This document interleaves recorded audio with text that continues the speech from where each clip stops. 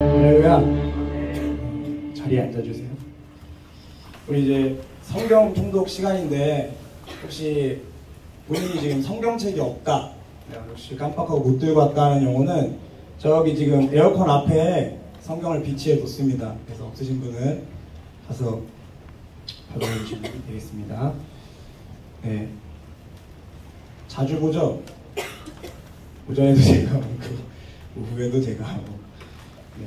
이 시간에는 이제 저희가 시간표상에는 나와 있기랑 조금 다른데 지금 이번 시간에는 에베소서랑 디모데 전후서를 읽을 겁니다. 그래서 읽기 전에 좀 이제 제가 이 서신서가 쓰여진 배경과 그런 환경을 조금 설명을 하고 그걸 이해하고 들으면 더 잘 깊이 있게 하게 될 겁니다. 사실 저도 고등부도 해보고 지금 대학부에서도 하고 있지만 성경통독 지루해요. 사실 지루하고 어떤 친구들은 성경통독 시간 써있으니까 그거를 쪽잠 잘 수 있는 시간이다, 졸리니까 좀 체력을 비축해야겠다 라고 생각하고 온 친구들도 있겠지만 그런 시간에 그 말씀의 깊이를 깨달아서 알면 아마 여러분 영혼에 아주 큰 도움이 되고, 오늘 이 말씀과 내일 빌립보서부터 시작해서 이어지는 말씀이 아마 여러분 수련회에 있어서 굉장히 영향을 많이 끼칠 거예요. 그래서 오늘 말씀을 좀 잘 읽으세요. 그리고 제가 설명을 드릴 때 잘 들으세요. 이게 그냥 하는 것 같아도 지금 이걸 하면서 이제 내일 활동 공과까지 이걸로 계속 이어지니까 잘 읽으면 좋겠습니다. 네, 이제 좀 우리가 오늘 뭐 읽는다고요? 에베소서, 디모데 전후서입니다. 이게 사실 다 쓴 사람은 바울이에요. 바울 알죠? 바울이라는 사람이 쓴 건데 에베소서랑 디모데 전서를 같이 지금 읽는 이유가 있어요. 뭐냐면 에베소서는 에베소 교회에 있는 그 교회에게 바울이 쓴 거고요. 디모데 전서는 에베소 교회에서 사역하고 있는 디모데에게 쓴 거예요. 그러니까 사실 이제 도착지는 다 에베소 교회였겠지만 얘기하는 그 주체가 달랐던 거죠. 에베소 교회에 있는 성도들, 그 사람들에게 쓴 건지 에베소 교회에서 사역하고 있는 디모데에게 쓴 건지 그 차이가 조금 있는 겁니다. 그래서 그걸 좀 유의해서 보시면 되고, 디모데 전서는 이제 뭔 얘기하고 있냐면 이제 바울이 보낸 거예요. 바울이 디모데한테 에베소 교회로 보낸 건데, 내가 너를 디모데 너를 에베소 교회에 보냈는데 에베소 교회에 이런 문제가 있다, 지금 이런 문제가 있으니 좀 알아보고 바로 잡아라 라고 디모데에게 쓴 게 디모데 전서예요. 무슨 말인지 알겠죠? 그러니까 이제 에베소서랑 디모데 전서랑 조금 겹치는 부분이 약간은 있을 수밖에 없겠죠. 둘 다 에베소의 문제에 대해서 지적하고 있는 거니까. 그래서 에베소 교회에 여러 가지 문제가 너무 많은데, 요즘 다 공과 감독님 설교로 하니까 에베소서로 많이 했죠.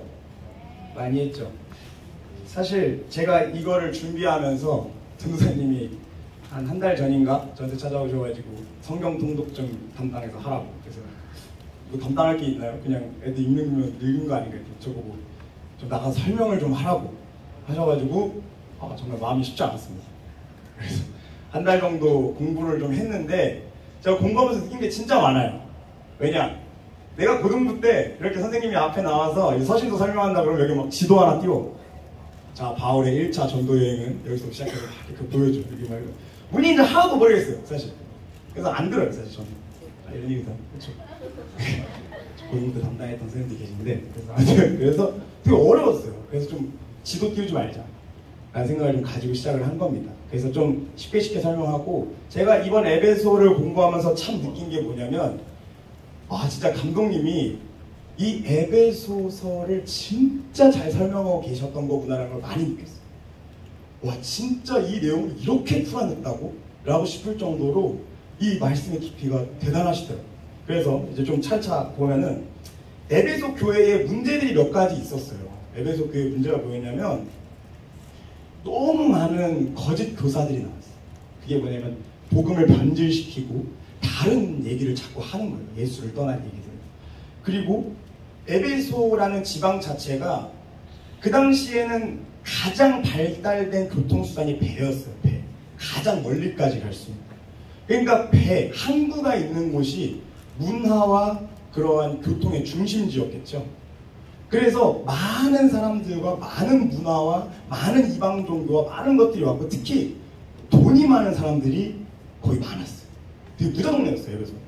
그래서 수많은 거짓 교사들과 잘못된 변질된 복음들, 그리고 뭐가 문제였냐면 돈이 많은 사람들에 대한 타락의 문제가 있었습니다. 그래서 이제 디모데 전서를 좀 보면, 이제 디모데전서가 뭐라고 그랬죠?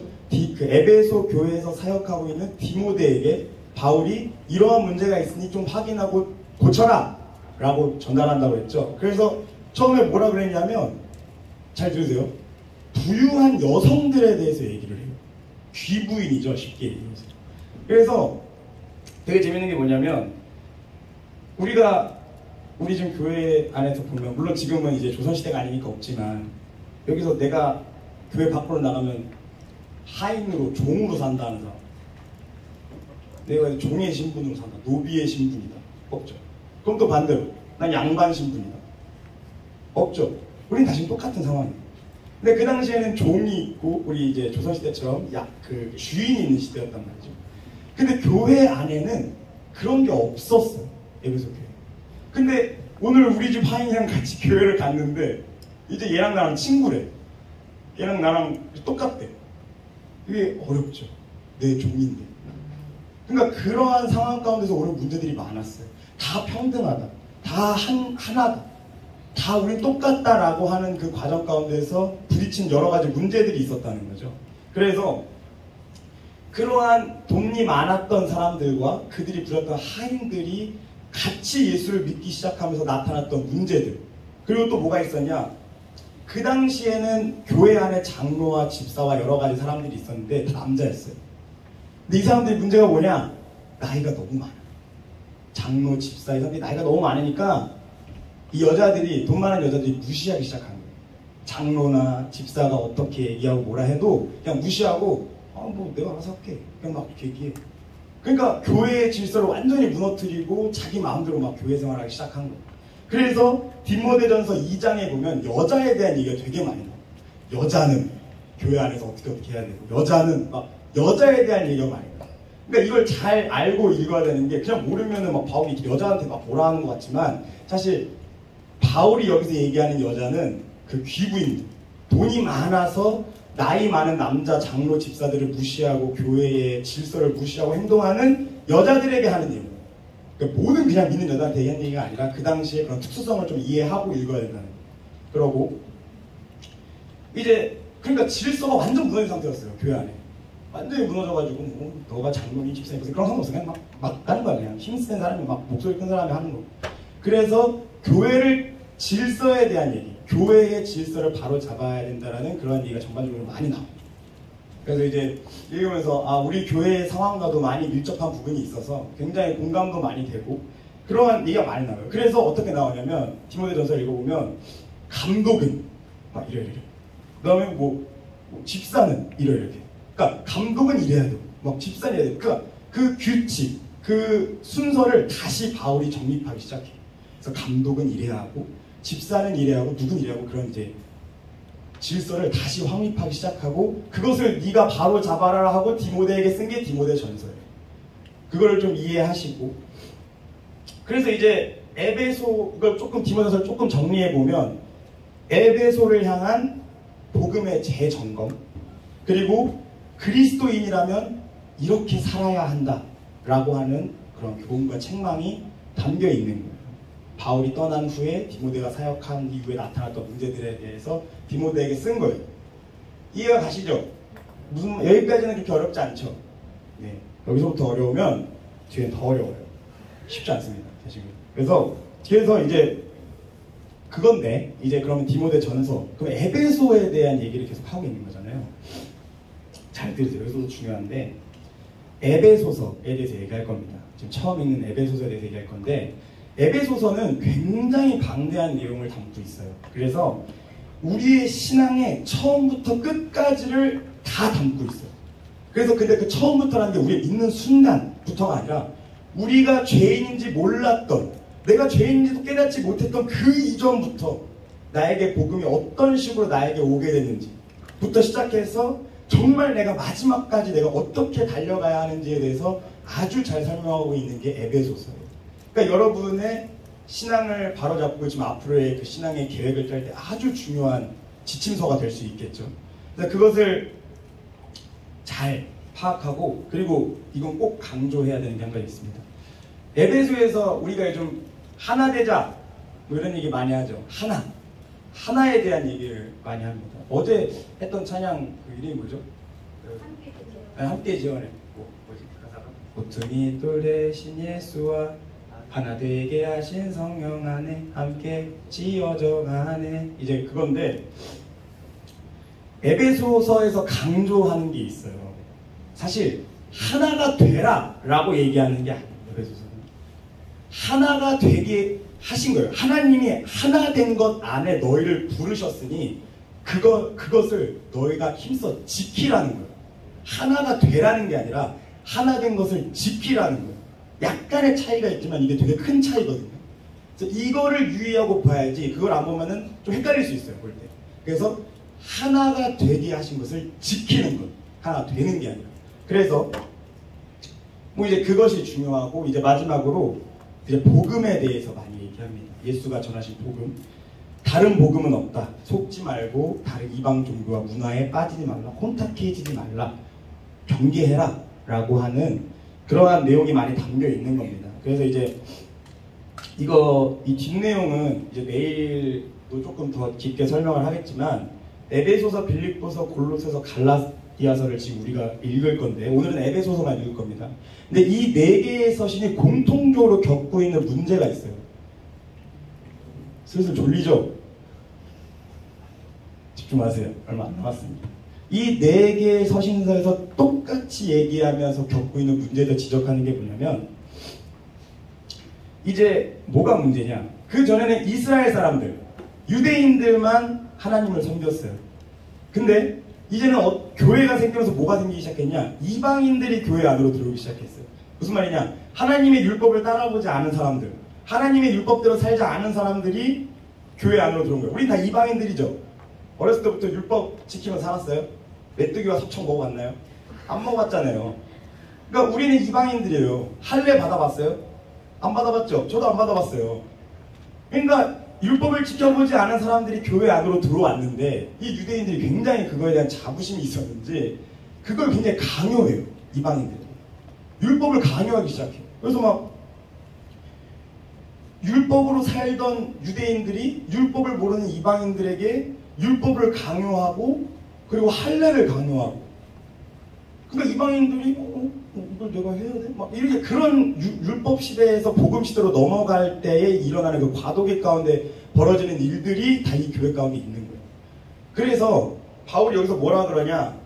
너희가 하나님 앞에 의롭다함을 얻은 게 율법 때문이냐? 이렇게 물어봐요. 너희가 의롭다함을 얻은 것이 율법의 행위로서가 아니라 그 예수 그리스도를 믿는 믿음으로 너희가 율법에서 자유하고 이제 의롭다함을 얻었는데 왜 아직도 율법에 머물러 있느냐라고 얘기하는 내용입니다.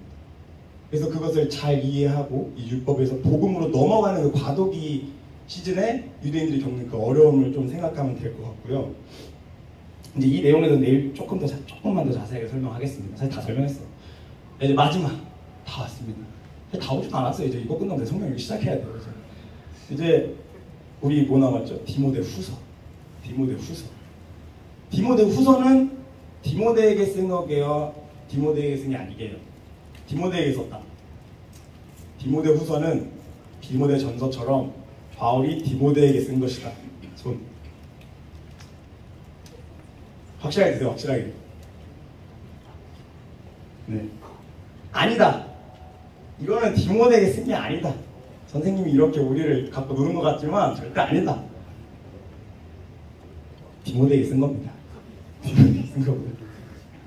죄송합니다. 죄송해요. 그래서 뭐냐면 이제 다 왔습니다. 디모데 후서. 이게 진짜 중요해요. 저 읽다가 울었어요. 못 믿는다는 표현 써보긴 하는데 진짜 감동적인 스토리가 사실 담겨 있습니다. 디모데 후서는 어떤 내용이냐면요, 바울이 죽기 전에 마지막으로 쓴 서신서예요. 마지막 편지예요. 완전 나이 들었을 때, 완전 늙었을 때, 인생의 말년에 쓴 편지예요. 그래서 디모데에게 쓴 건데, 디모데는 바울과 굉장히 가까운 사이였어요. 바울이 아주 아끼는 사람이었어요, 디모데.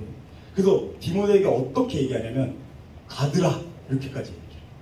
진짜 친아들이 아닌데도 마음으로 낳은, 복음으로 낳은 내 아들이다 이렇게 얘기할 정도로 아주 가까운 사이예요. 디모데를 아주 신뢰하고 엄청 사랑하는 사람이에요, 디모데. 그래서 근데 이제 바울이 말년이다 보니까 문제가 많아요. 바울이 옥생활, 감옥 생활을 너무 오래 해요, 사역을 하면서. 그러니까 이미지가 많이 안 좋아져 있어요, 그 당시 사람들한테. 바울이 막 젊었을 때는 그렇지만 나이 들었을 때는 옆에 있는 동역자들이 욕을 많이 먹었던 상황이라고 하더라고요. 그래서 막 옆에 있는 사람들이 아무리 이 사람이 뭐 그렇다 하더라도 감옥 생활을 오래 한 사람 아니냐. 그러니까 바울에 대한 이미지가 많이 실추되어 있는 상황이었어요. 바울이 되게 이미지 안 좋고 옥생활 많이 한 그런 사람이었던 거죠. 근데 그러한 상황 가운데서 디모데에게 쓴 거예요. 얼마나 그 사랑하는 디모데에게. 근데 그래서 어떤 마음이 있었냐, 바울은 디모데가 나를 보러 와주길 원해. 디모데가 나를 찾아와주고 디모데가 너무 보고 싶어. 근데 디모데는 아직 젊어요. 디모데는 젊고 아직 앞날이 창창한데 이제 좀 있으면 죽을 이 늙은이, 욕 많이 먹는 이 늙은이랑 친하게 지낸다라는 그 소문이 퍼지게 되면 사람들이 또 디모데한테 너 바울이랑 좀 이런 상황이야? 너 디모데 너도 그런 애였어? 너 이거 안 되겠는데? 이렇게 판단할까봐 바울이 차마 디모데에게 오라고 하지 못해요. 이거 굉장히 슬픈 스토리죠. 너무 보고 싶은 내 아들이 있는데 나한테 오면 얘까지 나처럼 욕먹을까봐 못 부르고 그 마음에 쓴 편지예요. 그래서 내가 너무 너가 보고 싶은데 너가 나를 보러 오면 너의 사역에 문제가 생길 수 있으니 이제 그런 마음으로 쓰면서 그 마음을 전달합니다. 그래서 이 디모데라는 사람 다 왔습니다. 다 왔어요. 굉장히 기가 다 왔어요. 진짜 거짓말 아니에요. 디모데라는 사람이 어떤 사람이었냐면 믿음의 가정에서 태어난 사람이었어요. 그래서 그 할머니, 엄마 이제 얘기가 나오면서 어렸을 때부터 성경을 보고, 그래서 그런 얘기가 나와요, 디모데 후서에. 네가 성경을 어떻게 어렸을 때부터 성경을 받고 막 이런 얘기가 나와요. 그래서 그 믿음의 가정에서 자란 디모데에게 너는 하나님이 맡긴 사명이 너에게 있으니 감당해라. 절대 중간에 포기하지 말고, 앞으로 갈 날이 힘들어도 포기하지 말고 잘할 수 있으니까 힘내서 달려가라. 이 젊은 사역자니까 용기를 심어주고, 옆에서 막 도와줄 수 있고 할 수 있다고 얘기해주고 용기를 심어주는 게 그 사랑하는 마음. 너무 보고 싶지만 힘내라 라는 그 마음에서 쓴 게 디모데 후서예요. 그러니까 읽다 보면 되게 애정이 많이 느껴져요. 그 마음, 바울이 디모데에게 하는 그 마음을 좀 생각해 보시면 되게. 그래서 이제 말년에, 아까 얘기했던 것처럼 바울이 완전 말년에 쓰다 보니까 몸이 많이 안 좋아진 상태예요. 죽기 직전이거든요, 지금. 그래서 바울이 되게 엄청 힘들 때요, 육적으로든 심적으로든. 그때 그래서 바울이 막 어려운 일을 많이 해요. 내가 지금 이렇고. 근데 뭐라고 얘기하냐? 그럼에도 나 사도된 바울은, 이러면서 막 얘기를 쭉 이어가요. 그러니까 내가 지금 이렇게 어려운 상황일지라도 내가 사도로서, 나 사도된 바울은 지금 이렇게 하고 있다라는 막 그러한 얘기도 펼쳐나기도 하고, 그 바울의 그 마지막 쓴 서신서다 보니까 그 인생의 말년에 있는 그 외로움과 되게 이 디모데를 향한 그 사랑, 그리고 이 막 모든 것을 내가 하던 일 이제 디모데 네가 해라라는 디모데에게 그 이어주는 그 맡김에 대한 그 내용이 많이 담긴, 그 디모데를 향한 바울의 애정이 많이 담긴 게 이제 디모데 후서예요. 무슨 말인지 이해가 가시죠? 옆에 있는 친구가 막 읽다가 울어도 이해해 주세요. 바울의 마음입니다. 그래서 죄송합니다. 자꾸 쓸데없는 얘기가 있는데, 자, 좀 정리를 좀 해보면 우리가 지금 읽고 있는 그 교회 서신서들이 이제 유대인들 그 율법 시대에서 복음으로 넘어갈 때 나오는 그러한 현상적 문제들에 대한 지적이 있고, 그리고 바울이 이제 교회를 세워놓고 떠난 상태에서 지도자가 명확하지 않은 상태에서 같이 이렇게 막 하다 보니까 그 율법과 할례를 막 강요하는 그런 복음과 율법적 차이의 문제에 대해서 많이 얘기를 하게 되고, 그리고 기존의 유대인들, 돈이 많았던 사람들이 자꾸 이방 종교를 받아들이고 이방 문화 다른 것들을 자꾸 교회에 들어오니까 그거에 대한 문제를 지적하고 그리고 교회의 질서에 대해서 설명하고 얘기하는 것이 이 교회 질서 얘기하는 것이 오늘 읽을 그리고 내일까지 읽을 이 교회 서신서의 전체적인 내용입니다. 그래서 좀 내일은 좀 더 이 부분에서 조금만 더 깊이 들어가겠지만 전체적인 흐름이 지금 이런 상황인 거예요. 무슨 말인지 이해하셨죠? 최대한 편하게 쉽게 하려고 했는데 좀 어려웠던 것 같긴 합니다. 이해해 주세요. 그래서 우리 이제 읽을 건데 얼마 안 걸려요. 제가 읽어보니까 한 30분에서 40분 정도는 다 읽습니다. 그러니까 좀 꽉 집중해서 읽을 겁니다. 알겠죠? 그리고 마지막으로 기도 한 번만 하고 읽을 텐데 우리 성경 한 번만 찾아봅시다. 요한복음 15장 26절.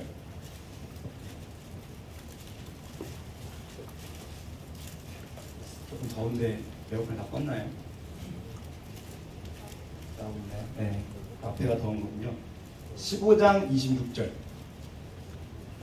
다 찾았으면 읽어보겠습니다. 다 함께 시작. 내가 아버지께로서 너희에게 보낼 보혜사 곧 아버지께로서 나오시는 진리의 성령이 오실 때에 그가 나를 증거하실 것이요. 아멘. 요한복음 14장 26절. 요한복음 14장 26절 27절. 요한복음 14장 26, 27절 찾았으면 시작. 보혜사 곧 아버지께서 내 이름으로 보내실 성령 그가 너희에게 모든 것을 가르치시고 내가 너희에게 말한 모든 것을 생각나게 하시리라. 평안을 너희에게 끼치노니 곧 나의 평안을 너희에게 주노라. 내가 너희에게 주는 것은 세상이 주는 것 같지 아니하리라. 너희는 마음에 근심도 말고 두려워하지도 말라. 아멘. 자, 이제 말씀을 읽을 텐데 잘 들으세요. 우리 아까 세족시켰죠? 근데 베드로가 예수께서 발을 닦아준다 했을 때 베드로가 뭐라고 했죠? 그게 뭐라고? 왜 그렇게 느끼?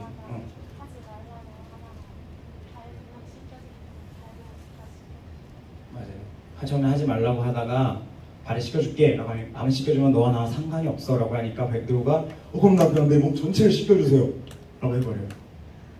되게 좀 멍청해요 베드로가. 죄송합니다. 되게 큰 사도한테 이런 말. 되게 좀 이상한 얘기 많이 해요 베드로가 생각을 하면서. 그리고 예수께서 막 뭐 내 살을 먹어라 내 피를 마셔라 이렇게 얘기하니까 많은 사람들이 시험 들어서 떠나거든요. 그래서 베드로한테 물어봐요 예수께서 너도 나를 떠나려고 하느냐. 그때 베드로가 뭐라고 그러냐면 주여 영생의 말씀이 여기 있는데 내가 어디로 가오리까 이렇게 얘기를 해요. 그러니까 내 영생의 말씀이 여기 있는데 내가 어디로 가겠냐 이런 얘기를 하다가 그러다가도 예수를 잡으러 온 사람들이 있으니까 무서워서 예수를 3번이나 부인하고 떠납니다. 그러니까 베드로가 그리고 되게 예수의 애제자였어요. 근데 예수께서는 베드로가 예수를 3년을 따라다녔거든요. 3년? 3년을 그냥 오늘 주일날 본가 때 보자 3년을 본 게 아니라 같이 먹고 자고 생활하고 모든 걸 다 같이 하는 거예요. 예수께서 물 위를 걸은 거 여러분 봤어요? 못 봤죠? 베드로는 봤어요. 걔는 물을 걸은 사람이에요. 그 사람은. 그리고 예수가 죽은 자를 살리는 것도 많은 이적을 행하는 걸 다 눈으로 본 사람이에요. 그 사람 옆에서. 그런데도 3년을 옆에서 이렇게 따라다녔는데도 되게 이상한 얘기를 많이 해요. 옆에서. 좀 습관 얘기를 많이 해요. 되게 베드로의 애제자였음에도 불구하고 마지막에는 예수께서 사단아까지 얘기해요. 사단아 물러가라고 해요. 베드로가 굉장히 3년을 따라다녔는데도 예수의 그 뜻을 이해를 못해요. 옆에서. 그게 무슨 얘기를 하고 싶냐? 근데 베드로가 예수님이랑 같이 있을 때 유일하게 예수님께 칭찬받은 딱 한마디가 있어요. 그게 뭐냐면 주는 그리스도시요 살아계신 하나님의 아들이십니다. 바요나시모나 복이 있도다. 그리고 뭐라 하시냐면 이것을 네가 깨달은 것은 네가 안 게 아니라 하늘에 계신 내 아버지께서 너에게 알게 한 것이다. 그러니까 무슨 말이냐? 네가 깨달은 게 아니라는 거예요. 네 지식으로 알게 된 게 아니라는 거예요. 네가 깨달을 수 있는 영역이 아니라는 거예요. 그 잘한 대답 하나조차도 네 지식으로 깨달은 것이 아니라 내 아버지께서 너에게 알게 하신 거라는 거예요. 근데 베드로가 성령을 받은 이후에는 어떻게 됐죠? 어마어마한 사도가 됐습니다. 예수께서 안 계셨지만 그 이름으로 많은 자들을 붙이고 그 입술에서 나온 한 번의 설교로 남자만 3,000명이 회개를 시켰어요. 남자가 3,000명이 회개하면서 침례를 받았어요. 그리고 성령을 선물로 받았습니다. 그리고 나아가서 베드로는 예수가 죽을 때 도망쳤던 사람이었지만 성령을 받은 이유는 사도된 삶을 어마어마하게 수많은 증거들을 남기고서 마지막에는 십자가형을 받았을 때 난 예수와 똑같이 죽을 수 없다 하면서 거꾸로 매달아 죽은 게 베드로예요. 그게 성령을 받은 사람과 안 받은 사람의 명확한 차이예요. 그 전후가 완전히 다른 겁니다. 성령을 받기 전에는요, 무슨 말씀을 듣고, 심지어 여러분 옆에 성경을 읽는 게 아니라 예수님이 여러분 옆에 3년을 따라다녀도 여러분 예수를 이해할 수 없다는 거예요. 여러분이 옆에서 3년을 예수님이 함께 동거동락하고 먹고 자고 다 해도 예수를 깨달을 수가 없어요, 여러분. 성령이 없다. 그쵸? 성령이 오시면, 여기 뭐라고 그랬습니까? 내 아버지께로서 너에게 보낼 보혜사, 곧 아버지께로서 나오시는 진리의 성령이 오실 때 그가 나를 증거하실 것이요. 보혜사, 곧 아버지께서 내 이름으로 보내실 성령, 그가 너희에게 모든 것을 가르치시고 내가 너희에게 말한 모든 것을 생각나게 하시리라.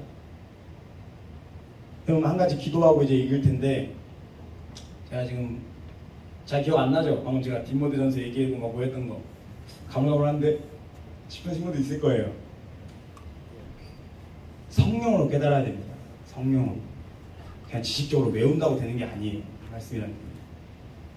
내가 성령 충만해서 그 성령으로 깨닫고 성령이 나에게 깨닫게 하셔야지, 성령 깨닫지 않으면 예수가 여러분 옆에 3년을 따라다녀도 못 깨닫는다니까요, 그거를. 그러니까 이 시간 가운데 기도할 때 주여 나를 성령으로 감동하셔서 성령께서 나를 깨닫게 하소서. 지금 이 말씀을 읽을 때 이 말씀 안에 지금 하나님, 주님께서 지금 여러분에게 하고자 하는 말씀, 지금 여러분에게 하고자 하는 이 메시지가 지금 이 안에 있어요. 분명히. 이번 수련회 가운데 여러분에게 주 은혜가 이 안에 분명히 있어요, 지금. 그렇지만 이것을 깨달을 수 있는 건 여러분 지식으로 깨달을 수 있는 게 아닙니다.